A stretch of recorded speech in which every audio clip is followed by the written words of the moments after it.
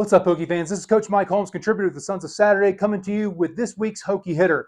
Unfortunately, the Hokies fell to the Syracuse Orange in overtime last week. What we're going to look at today are a couple of plays in particular that took place in the fourth quarter in a very pivotal turn in the game. One is going to be kind of an example of what we have shown a lot during this series this year, which was the continued use of people shifting on the line, using some creativity, but also this time I want to emphasize the taking advantage of our tendencies and taking advantage of what we believe the defense is going to think that we're going to do. I know that sounds like a really kind of jumbled way of looking at it, but we believe the defense is going to give us a look because they think we're going to do this, and we come back and do Y. So that's going to be the first play. Second play is going to be kind of an unpleasant one for Hokie fans to go back and look at, and it's the play at the end of the fourth quarter with about 45 seconds left on the clock that sets up Syracuse's final touchdown in this ball game. It is an RPO. It's Kyle McCord finding his receiver on a slant after the play fake. But I'm going to go into why this RPO works. I'm going to go into why RPOs kind of put our linebackers, as Sam Jesse would always put it, puts them in hell. So we're going to go back and kind of look at kind of what an RPO looks like, what it does, who it stresses, and kind of why it's you can only hope to contain it. You're never really truly going to be able to stop it. Okay, so let's go back and look at the very first play we're going to look at. This play takes place around the 7.5 minute mark. I believe it's 7 minutes, 23 seconds in the fourth quarter. So with this particular this play here, instantly, this has been a kind of methodical drive so far. We've hit some throws, we've hit some runs, but this is the big chunk play we need to kind of get us down close to the red zone. So we have a great play call here. As you can see, we are actually here in 12 personnel here, one back, two tight ends. So with this particular personnel group, they're going to see two tight ends. Usually you're going to have two safeties on the field to counter that. But one thing that Syracuse didn't necessarily account for in this play is our shift. So actually we go tackle over once again. So we take Xavier Chaplin over from the left side, move him to the right side in between the right tackle and the tight end. So now we have essentially a four-man surface we could potentially run to. Okay, Syracuse is actually lined up in a 3 technique here, a 1 next to the center, another 3 technique, but they have their linebackers and safeties kind of set up to make sure the gaps are initially look uncovered. Okay, they're trying to goad us into running the football. They believe because it is a 1st and 10 situation, Virginia Tech in this game had a tendency to run the ball a lot on first down, which makes sense. You're playing with a backup quarterback. You don't want to put too much on his shoulders, even though I believe Colin Schlee did a fantastic job. The offense as a whole, I believe, did a really, really good job in this game, all things considered. Bad circumstances, funky environment, right? So they believe we're going to run the ball. They see this over here. They see this overload formation, this heavy set formation. It gives a look like we're about to run the football. Okay, Malachi Thomas is offset to the left. Right before the snap of the ball, these all 3 of these down linemen right here, they all shift over a gap. Okay, so now we are sitting here. So now it looks like it's even more covered. These 2 linebackers in the middle, okay, also walk down. These guys walk down here. So we basically have one guy out here that is going to end up being the contain guy for the Syracuse defense. It means he's going to walk down. He's going to cover the edge. And then we have our other edge player right over here. So we're not necessarily going to be worried about them for what the play's going to end up doing. You have a free safety or strong safety lined up over Gosnell. You have corners over top of our receivers. You have man-free coverage here, cover 1. So right before the snap, we had the defensive line shift. Okay, that's a lot of motion for people to be looking at, and you have you have Benji Gosnell, who's going to go in kind of a shuffle motion.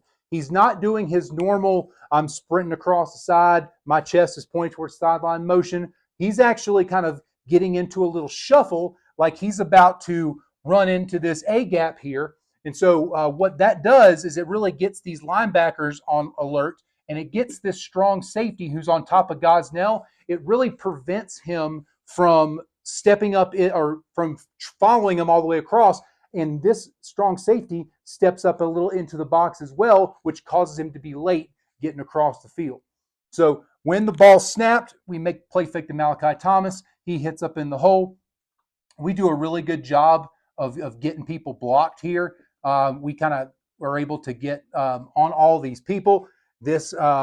So it looks like a normal split zone look at this point when Gosnell at the snap continues his motion all the way across and comes over here. It looks like he's going to kick out this outside linebacker.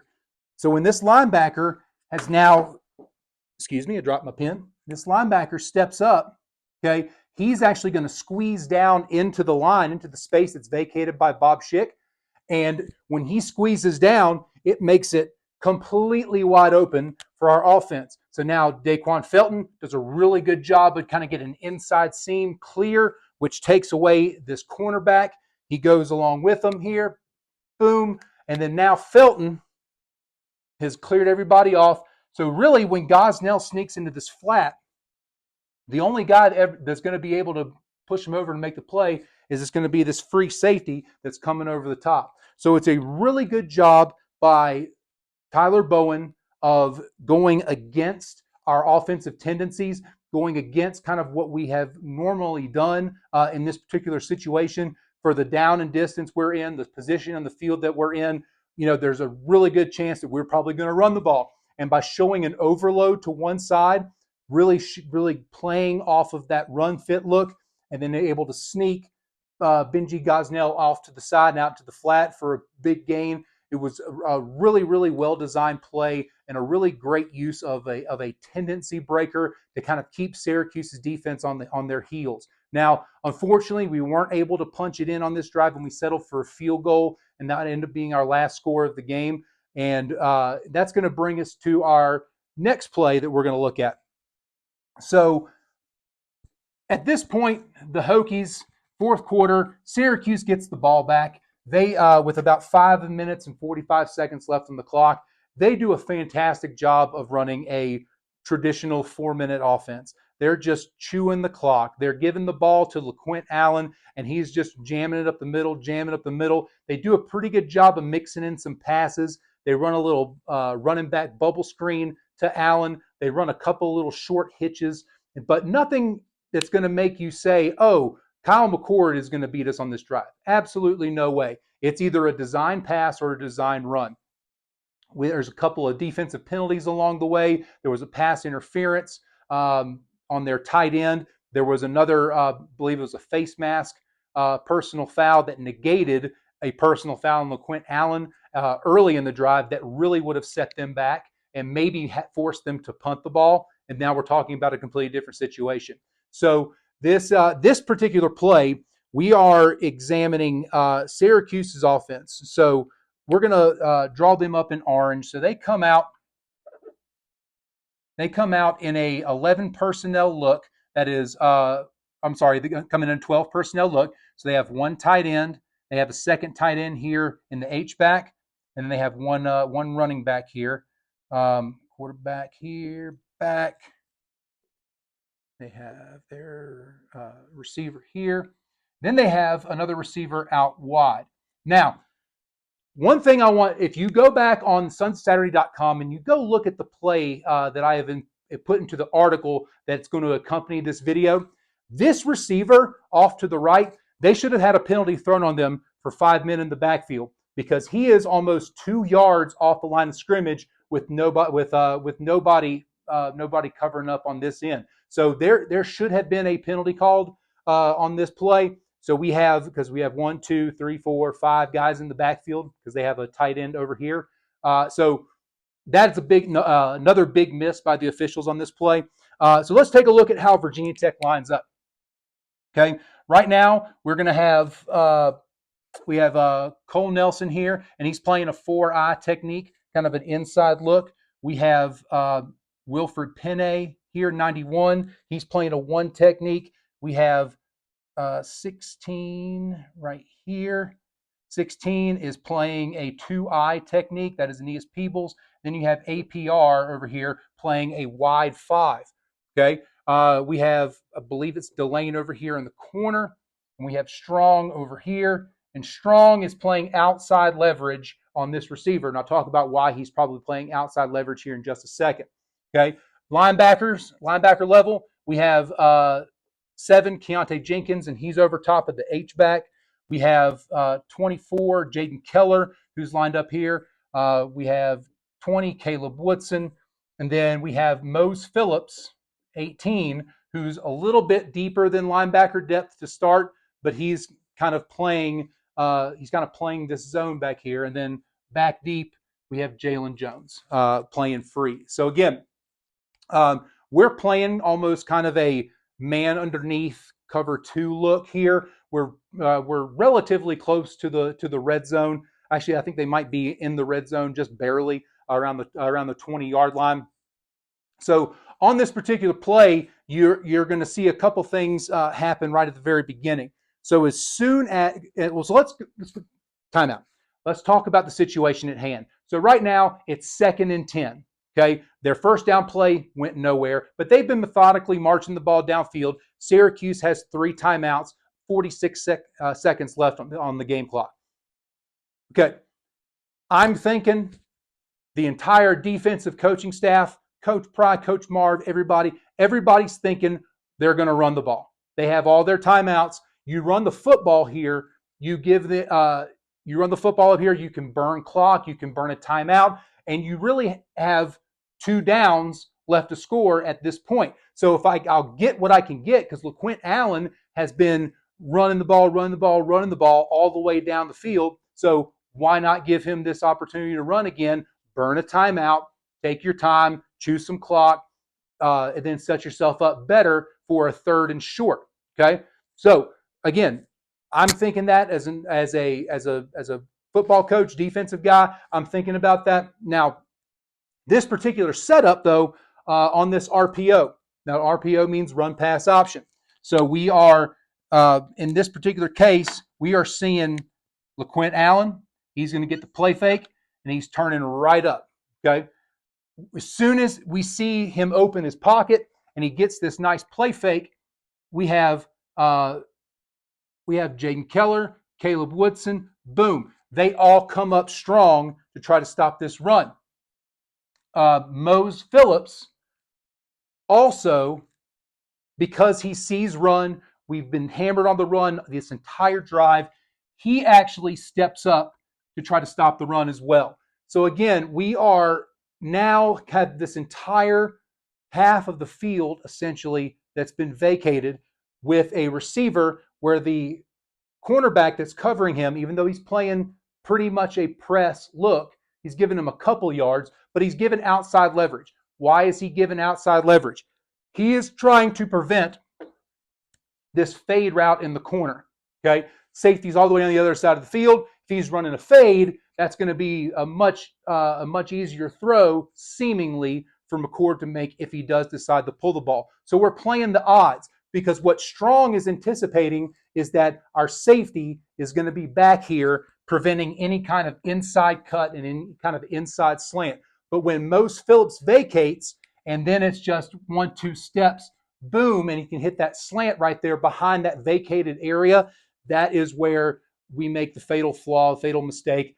Receiver catches the ball, 1st and goal, and I believe they punch it in on the next play, and that ends up tying the ball game. So on this play, we have a really interesting use of this RPO, and with a traditional RPO look, it can take multiple forms. We've used it a lot in last week, actually, in the Hokie Hitter last week. We showed bubble screen look, and then we're able to pull the ball, dump it off to the tight end over the middle. Virginia Tech uses multiple things. The reason why it's so hard to stop is because of all the options are available. And now in the modern game, where a lot of quarterbacks are relatively mobile, they can extend plays with their feet, they can move side to side a little bit. Works like a quadruple option. So you can either hand the ball off to the running back, the quarterback can pull it and keep it, the quarterback can dump it off, or you can kind of run another option look where even the you can run reverses off it. You can do a variety of different things. So RPOs are so difficult to stop. It really puts the defense in a bind because you're trying to take away multiple things. And if you make one small mistake, and for the most part, Virginia Tech played pretty good on defense in the first half. Bend, don't break. It's kind of been the MO of the team all year. But when you get into this situation and you have one mental mistake right here that's been coupled with the mental mistakes on the penalties, the two penalties that we had earlier. We gave up a couple of other short 3rd and 1s. We didn't do a good job with our 3rd down defense getting off the field on their previous 3 drives that allowed them to crawl back into the game. It just compounds on one another. Momentum is a scary thing in college football, and that's kind of what allowed Syracuse to crawl back into the game. I know it's something that a lot of Hokie fans don't necessarily want to hear, but when going over the film and you kind of see these things and you're seeing them live and you're like, oh, how's this happen? But now you can go back and say, okay, well, I saw this guy leave. He vacates. He vacates the zone. The guy comes in right behind him. We're trying to take away the deep ball over here because it's to the wide side of the field, and now we're stuck, and the Hokies couldn't pull it out in overtime. Thank you for tuning in. Appreciate you guys watching each and every week. Leave me a comment, like this video, follow the Sons of Saturday, follow me at Hokie Hitter, and as always, go Hokies.